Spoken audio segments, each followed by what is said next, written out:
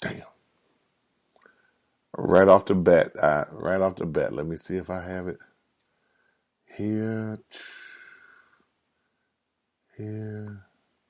Say so. I hear myself in my earphones. I just did something with Skype. Let me go back up here. Skype. Preferences. Built-in microphone. Soundflower 2. Same as system. Testing. Got you. You got me? I do. What'd you do? Went to external speakers and was able to pick you up then. Okay. And you hear me good now? I hear you. I've always heard you good. Say that wasn't a problem, huh? I couldn't hear you. Oh man, wow. Thanks for being patient there. Yeah, it's all good, bro. That's all good. Well, I'm glad it was with my brother and not with somebody else spending all this time trying to get it through. But yeah, we gonna go on and get this thing started now. Hold on. Put your thumb up. Let me know. INSiiGHT Sports Talk. 1, 2, talk and talk. INSiiGHT Sports Talk. Traveling the country for the biggest stories in collegiate sports. Bringing you the news that will impact every college athlete in America. From the Ivy League to the SWAC, Big Sky to the Big Ten, Notre Dame, FAMU, Miami or Maine. No university is too big, no college too small. We tell it all. INSiiGHT Sports Talk with your hosts, the coach, Mickey Clayton and Clayton Smith. They're bringing you insight on all the latest stories from all the biggest names in collegiate sports. Join us for the next 60 minutes for INSiiGHT Sports Talk. The sports talk show of a different kind.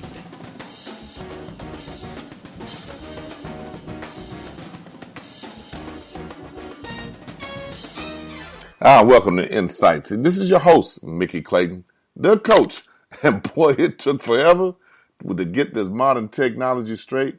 If you've been listening, you've heard us come on, go off. Come on, go off, come on. And now I think we finally got it right. This special edition with Kevin, and we're calling this Two Guys from Cleveland. Kev, is it crazy in Cleveland now or what? Mick, it's just crazy all kind of ways with the Browns and what's going on with them, and then last night with what happened with the Cavaliers. But it's all good though. You think it's all good? Oh, absolutely. I think it's all good. How do you figure this is all good? Okay, where you want to start? Let's start with the new coach, Tyronn Lue, and what really happened with them in Cleveland, because I got my own theory. Well, as you know, via a conversation we had after Golden State embarrassed the Cavaliers and the entire city of Cleveland, they embarrassed the Cavaliers so bad that the Browns actually looked bad. All the teams in Cleveland were embarrassed by that shellacking. Johnny Manziel wasn't. He was still with a wig on and glasses and everything somewhere else. He probably didn't know the game was going on. So Johnny Manziel wasn't embarrassed. Yeah, well, have we found Johnny Manziel since the end of the season? Somebody said they saw him at a package store. Okay, all right. Well, that's about right. That's about right. So after that beatdown, which it was embarrassing. You don't show up against the world champions and not show up, if that makes any sense. No, the way they played didn't make any sense. You're right. So my take on it was that I would have fired David Blatt right after that game. Why would you have fired David Blatt?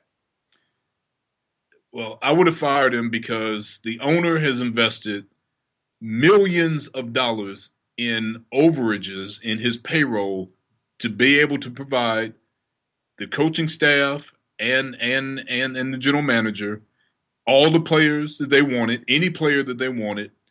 Hell, they're paying $2 million in taxes for the 15th man on the team. And that was just to pick up a $900,000 contract, and they're paying $2 or $3 million in taxes. So, given that they have all the players that they need, and the way that they have played, Stop. Let's stop right there. Do you think that's what they think? Kevin Love is what they need? I think the coach has not figured out how to use Kevin Love, so therefore he had to be fired. Who can figure out how to use him the way he's playing? Let me back up. Before you get speechless, let's back up. They had a heck of a run last year without Kyrie and Kevin. Let me ask a question. Were they able to make that run because they didn't have them? The whole complexion of the team changed when you take your two weakest starters defensively, take them out, and you put in two defensive players, which made all the difference in the way you play in the playoffs. Kevin Love is horrendous on defense. And then he talks about getting shots. You see the games. He gets looks. You can hit the shot better than that, and your game is go to the hole. I think you biased. Yes, I am. I'm biased against guys who not delivering. Yeah, I think you just don't like Kevin Love. What has Kevin done to prove to me that he could play? You're a Kevin Love fan. You're the one who told me what a great move it was when we got him. Also the one who told me it was a great move when we got Johnny Manziel, too. We're talking basketball right now. Yeah, but we're talking about your assessment of talent. So I'm showing you right. I'm just trying to show you. You're the one who's saying I'm biased. And I am. I'm sorry. Even LeBron looks at him like, what in the damn hell are you doing now? I think it's the coach. Kev. Okay, I'm not a David Blatt fan, but I don't think that Kevin Love helped him. And I think that when he got looks, he didn't knock down shots. Now it's because Kyrie is back, so he doesn't get enough shots. If you 1 for 9, the coach is supposed to think you're going to get better if you go 2 for 18 because you got more shots. He's going to shoot us out of games. I'm sorry, but your argument was that Cleveland didn't need Kyrie or Kevin Love. My argument was that they are our two weakest defenders.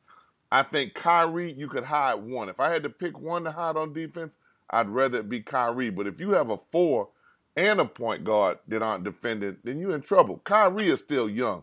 I've seen flashes last year when Kyrie was well and was much better defensively than even anything we've seen this year.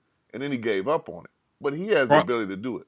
So, okay, so what metric would you like to use? Wins and losses? I mean, what are you basing this opinion on? If you go wins and losses, you take the best teams in the West. 33-3. We're 0-3. Kyrie, 0-3, Kev, against the best teams. Kevin Love, Kyrie, and LeBron are 33-3 when they play together. 0-3 against the best in the West. Yeah. I totally disagree. I think it's the coach. Didn't you just? So it was the coach's responsibility to figure out a way to utilize all of his players. Well, let's get off of those three, because the question is, you were asking whether or not I thought the move was a good move, and I don't know if you have been reading some of the materials that have been written about how David Blatt has gotten in the huddles and he just completely froze trying to draw up plays. And assistant coaches had to take over. Did you read that? Yeah, he nutted up. Okay, but did you read that? Yeah, and heard it. So how much, as a former coach, as a former great player in high school and college, how would you respond to a coach who absolutely had no idea what was doing in crunch time, and the assistant coach had to snatch the clipboard from him and shove him out the way to draw up a play in crunch time? How much respect would you have for your coach if that was the case? Well, when I saw that happen with a particular person that I know, we had to help him from the stands to make the right call. Clater. We had to step up and try to help. Now, understand, Dave Blatt is not blameless in this. I'm not a Dave Blatt fan. Okay. But I'm just looking at the whole situation. And I guess the person out of all of it I respect the most is Griffin. Yeah, did you see the press conference? I like how Yeah. he handled the press conference. Yeah. Did you hear Tyrone Lue today? I did not hear Tyrone. Okay. A couple things. They asked him, why do you think it'll be different with you? Tyrone Lue said, if it's just about a coaching change, it won't be different with me. You can bring Phil Jackson in here, and unless the team does something significantly different, then it won't matter who the coach is. What I intend on doing is making some significant changes. What are some of those changes? He says, one, we stand around with the basketball. I'm not going to tolerate that. Secondly, from a pace standpoint, he said our pace is terrible. He said we're going to pick up the pace. And thirdly, I'm playing 10 players. I will add Mo Williams to the mix. When Kyrie came back, Mo was averaging 14 points a game. Mo has not played 14 minutes since Kyrie has come back. He said he's going to go with some different lineups. He's going to utilize the bench more, which that was also part of what the players were talking about. The veterans players were talking about playing time and the rotation. They said they had no idea coming into the gym each night into the arena who was going to play and how many minutes outside of starting five. You know, Coach, you can't. I won't argue that. I mean, I know good and darn well we didn't sign Mo Williams to sit behind Matthew Dellavedova, and that's what we did. And the rookie. the walk on. You were. I thought you might have minimized it because I thought he was around 15, 16 points a game. He was playing well. He was. And with him not playing those games, it dropped his average down. But he was doing a decent job. And if you saw Golden State and the better teams, they still torched Dellavedova. I mean, I like him. He's gotten better than what he was. But he still shouldn't be getting the minutes that he got. Now, I can't question. Again, I'm not a Black fan. I'm just really upset that we have players who make the amount of money that some of them make, and they haven't delivered yet. Varajo, they were saying that he wasn't well. Varajo, and all of that is hard coming back from the Achilles. It might be. I mean, that's a difficult one to come back. I mean, he was never athletic to begin with. He just got by on heart, grit, flopping, and giving us everything that he had. Did it mean that he could get 5 minutes a half and rest somebody? Oh, yeah, no question. No question. Now, last year we went to the tournament and he shortened his bench. Kev, I saw your boy play a couple times when they played him, your wingman is not with us this year. And I saw LeBron stop in one game and just look at him because I saw him miss 2 wide open layups. And LeBron was like, what in the hell? I mean, so him not playing didn't really bother me because he hadn't proven that he could play to me down crunch time. But I liked, if he says he's going to play 10, I think we have at least 10 at that least can go. 10. Yeah. At least 10. And what he said, as a former NBA player, he recognizes that as long as you talk to the players and tell them what's going on, that they would appreciate and respect that even more. And he said, as a former player, as a player that used to ride the bench, and he named the coaches that would come over to him and say, look, Ty, tonight you probably won't get any time, but be ready just in case. He said that we respect that, but to walk in the arena and be ready and pumped up for the game and you don't play for maybe 3 or 4 games and then you get put in, he said that is what he's going to change. Okay, that makes sense. But still, Kevin, the players hold some responsibility. Like I say, you're a Kevin Love fan. I'm not. I want to be. I think he rebounds exceptionally well. Was he not used properly? Perhaps not, because all I've heard was he likes to go off the elbow. They got to put him in positions that he used to play. But I saw him against Golden State. He was down in the block. And then he makes the comment after the game that we discussed that was the illuminating verbal sequence that told me explosions were coming when they interviewed him and told him, you need to talk to our leader over there, LeBron. He's the leader of the team. Go talk to him. He called LeBron out. Now, their relationship, Kev, you don't have to be best friends to roll together. You know, you have to be. It helps, but you don't have to be best friends to roll together. But you've seen the look of frustration on his face with Mozgov, who is not the same player that he was last year. You know, they say he's hurt and he's coming back. You know, we haven't been the same because we've been hurt. And when guys get hurt, like Kyrie was hurt, I mean, that's a rough injury to come back from. So no, he's not the same. Kevin Love is still coming back, but he started off well the first part of the season. Now he's gone in the tank again. So as a coach, whose responsibility, if I start off well and everything is rolling for 10, 15 games, some of the dynamics change, which now he's back to being more of a spot-up shooter because they've taken him, since Kyrie is back, they've cleared out the post. And what Blatt did, Blatt basically had 5 wing players in there, or at least 5 perimeter players when Kyrie was in. They started off with Tristan Thompson, and then they brought Mozgov. Well, Mozgov is going to stay on the post or down low. So isn't it the coach's responsibility to run some different sets that would have your players in positions in their better position? So Kevin Love would tell you he's not a spot up 3-point shooter. He can shoot threes, but that's not what he wants to do. Okay, tell me this. How do you know if he's not calling the plays and that they're running their own? They start off running plays, and they go back to what they're comfortable with running isolation. They'll tell you quickly LeBron pretty much calls the plays that LeBron wants to run. Which would suggest, again, the coach had to go because they didn't respect it. But every coach is gone. We're on a coach a year. We thought the Browns were firing coaches quickly. The Cavaliers have them beat. We had a coach a year. The only coach that stood up to him is well documented is Pat Riley. There's countless stories. You deal in the NBA, me too, friends and everything. You get information, both being connected. They go to New Orleans. LeBron want to hang out. Chris Paul didn't have it. That was his boy. Pat Riley's like, no, the plane's scheduled to leave. If you rolling with the team, you rolling with us.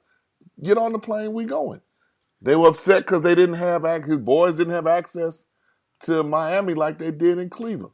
They always felt like Cleveland enabled LeBron because he never had to answer to anybody because they were always afraid he was going to leave. That's a hard job for a coach to be in. What Tyronn Lue said was he already went to LeBron and told LeBron, look, I'm not gonna baby you. Mm-hmm. And that's what he said. He told him. He said, look, I am going to hold you accountable for your play and your attitude on the court, period. That's what he said in the press.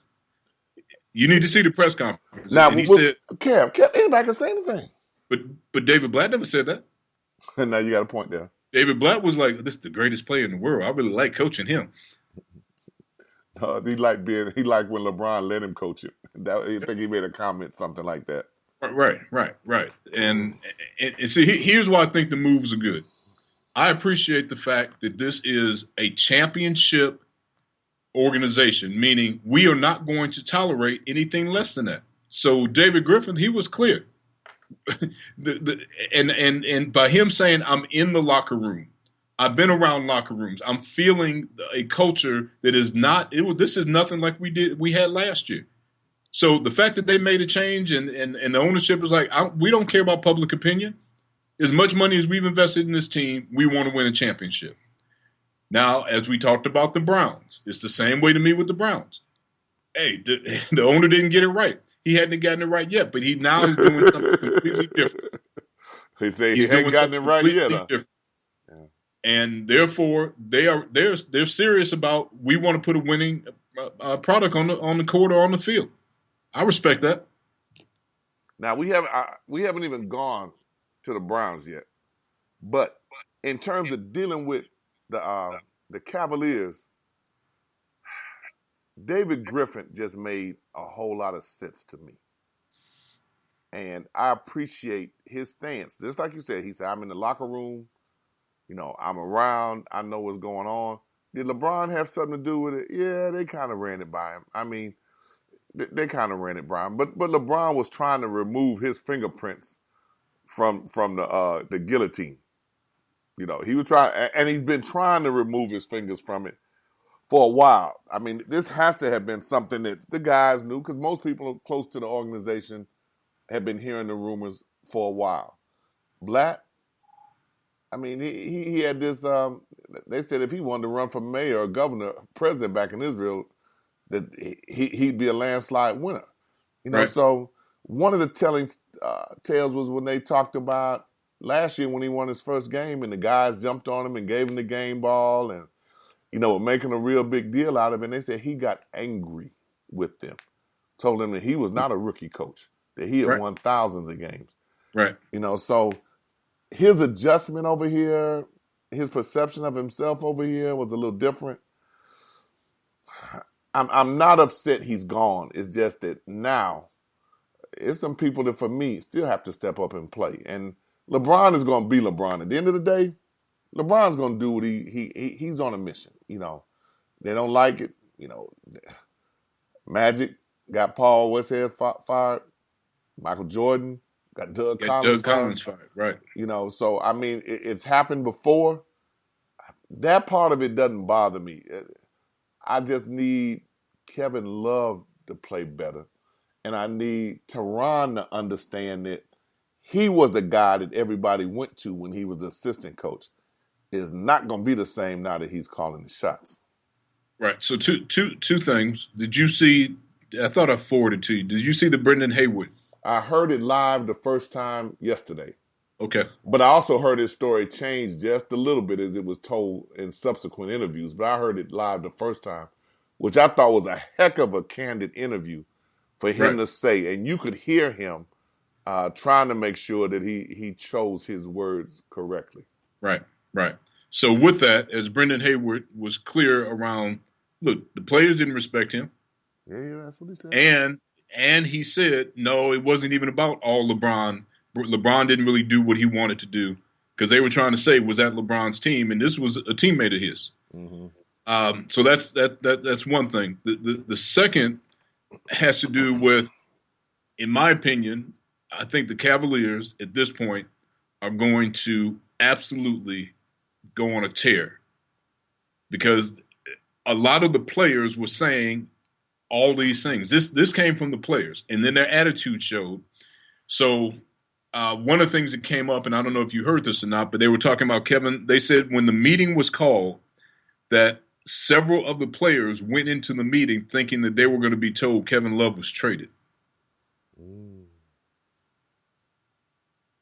So they weren't going in thinking that Blatt was being fired. They were going in thinking Kevin Love was traded. Do you know why? Your coach had told some friends of his in Israel that it was going to be Kevin Love or him. Yep. And guess what? He was right. Say he told the truth, huh? Told the truth. Kevin Love didn't like him and wouldn't play for him. You have to remember now, this is the same coach that had Kevin Love sitting in the fourth quarter. He didn't play fourth quarter.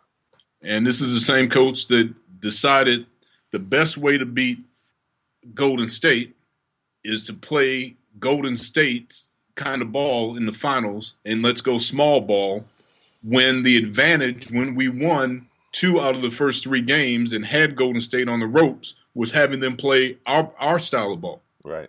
Golden State changed their lineup, and we decided to change their lineup. And, Coach, at what point do you go away from your strengths when you're leading? Back like Romeo Crennel used to do. When people decided they wanted to get the best defensive players out the game or change the alignment, they would change the offensive players in, and he would change his defense to match them, and that was what they wanted. And I know exactly what you're saying. Detroit beat Golden State earlier in the week. They didn't go small.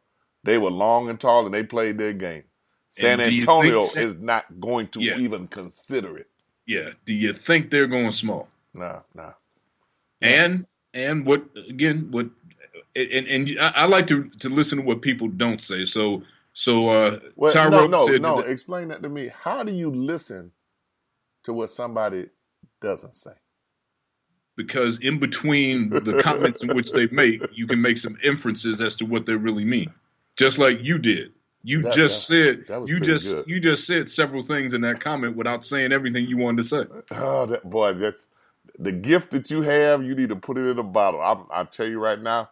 I sell it every day. I'm going. It's called bullshit. Let me stop. Oh wow. Okay. So what he said was. Are we gonna talk about what he said or what he didn't say? I'm gonna tell you what he said, then I'm gonna tell you what he didn't say that he said. Okay. So please enlighten what he said was, we have 10 players. We can play any style of basketball. If we have to play big, we can play big. If we have to play small, we can play small. If we have to play quick, we can play quick. And then he stopped speaking. So basically what he was saying was, the last coach didn't utilize all of the talent to be able to play however we needed to play, and his matchups weren't. He's going to use different matchups. And then he went through and said, I want to have Shumpert, Deli, and Mo on the court at the same time, so that I can put pressure on the defense from 3 different places on the wing with 3 ball handlers. Okay, that's what he's saying he's going to do tonight. Mm-hmm. Don't know how smart it is to tell your opponent beforehand what you're doing. Well, we get ready to find out, right? We get ready to find out in about an hour. Yeah, about an hour, Kev. Did you hear him say that the Kerr made adjustments, and every time they played James Jones, they attacked him. And he said Blatt didn't know how to make adjustments like that. Right. And it's a different game in the NBA. It's more difficult for a foreigner to come in and adjust than a college coach. And college coaches have a tremendous adjustment to make. Right. But, but at least the successful college coaches, the players at least know who they are. They never knew who Dave Blatt was. Now, let's take a quick look at the analytical situation that's going on in one Browns way in Cleveland with the Browns now. Where are you with what they have done? I love it. Okay. Because we have shown that going a traditional route does not work for us. No argument on that. So we have a 100% pure football guy, Hugh Jackson. And I don't know if you've heard the interviews from Sashi and Moneyball. I have. But, yep. And they're like, look, we're providing tools that aren't any different than what has been going on in the NFL for years. The difference is there will be different types of tools, but they're going to be tools. It's like, and he used a good example. At the Combine, you go through all of the measurements of players, and then you add that data into film, and it's just more information. When you time somebody running a 40, people, he ran a 4.5, he ran a 4.8, he ran a 4.2. That's just data. It doesn't mean anything, but yet football folks have used that as the end all without saying, okay, let's look at some of the other things. It's like, wow, he's going to go in the first round because he ran a 4.3. Not. So the measurables are going to go beyond. They're going to take. So I like that. They're going to give them more data. Before we go too far, I do have a question here that one of the listeners texted, and I'm going to ask you. The question was Kevin Love worth the trade? Yes. Okay. Yes, because we did not need another wing player that was a rookie that had to learn the game last year. I don't think we get to the finals, although Kevin Love last year, what was the Celtics series when he went out? Mm-hmm. Which was that the first round? Yeah, it was. Yeah, because it was the Celtics, Bulls, and then the Hawks. Right.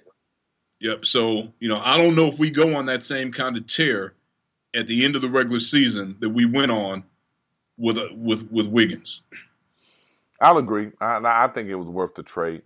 Then there was another question. Kevin, I got another question from a listener, and they said, wasn't it odd that the interim coach never was an interim coach? He was given a 3-year contract from the start. They said, shouldn't he have had to prove himself? Well, his title was associate head coach or assistant head coach. Mm-hmm. And as you know, they actually wanted to hire him to begin with last year as the head coach. So was it different? I could have been. I'm not sure if when Pat Riley replaced Westhead in the middle of the season, if they said you're an interim coach. I don't know if when Doug Collins got replaced by Phil Jackson if they said interim. Tyrone Lue has been in high demand, and I think that was their way of saying we want to lock you up. Now, also, David Griffith has said that the details of the contract hadn't been released. So that whole the 3 years that was been speculated, they've never confirmed that. Never confirmed which the Tyrone he was Lue? given a 3 year that he had a 3 year deal. Okay, so that's just almost rumors then. Well, David Griffith said that was not the case. That no details of his contract had been released. I had one more question that somebody said exactly why, as we've argued about it, what was the real reason for the trade? Was it Kevin Love? Was it LeBron? Was it that they think they had the wrong person in the position? What was the real reason for the trade? For the trade or being fired? I'm sorry for being fired. From what I have understood from all the media sources that I've heard and read, that a number of veteran players were unhappy. Okay. So it wasn't just Kevin Love. It wasn't just LeBron. And David Griffith observed the culture, and the final straw was being down by 43, 44 points on your home court, and you are considered as a championship team, and then losing by what, 37, 38? Did you see the game? I saw as much as I could take through the third quarter. When they were down by 40 something, and I turned it off. So you made it through the first half. Barely, right? yeah. Kev, when they jumped out on him, I thought it wasn't going. The body language wasn't good. Yeah. And after that, I was watching it off and on, and by halftime it was off. And for both of us who travel to support our teams from Cleveland, sometimes people don't understand. Sometimes the players don't understand. The fans who take their money and travel a great distance, pay the high ticket cost to see them play and support them, and see something like that, I'd have been very upset if I was sitting in Cleveland and saw that. I mean, you could lose, but at least act like it meant something to you. Right. And there were for that game, a lot of people paid above and beyond face value for those tickets. Yes, they did. Let's take West 17 South, Mount Pleasant. Yes, they did. Yes, Yep. they did. Well, we're gonna wrap this up. There's two guys from Cleveland, Mickey and Kevin, and we'll probably need to do this again relatively soon. Credell Wingate wanted to make sure that you were aware that you did lose your bet with him. I've already handled the situation with Credell, and I appreciate it if you wouldn't talk about Pittsburgh Steelers and my deficient betting on the air like this. So you've handled that betting situation already? Yeah, Credell and I have an amicable arrangement. Well, that in itself is a rarity to have an amicable arrangement with a Pittsburgh Steelers fan. I'm speechless. I can't say anything. And I'd appreciate in my closing comments if you would stop being a Kevin Love hater. I think you will see a totally different team. We will see. We will see. It's Insights. Stay tuned for our next show. All right, bro. All right, appreciate you.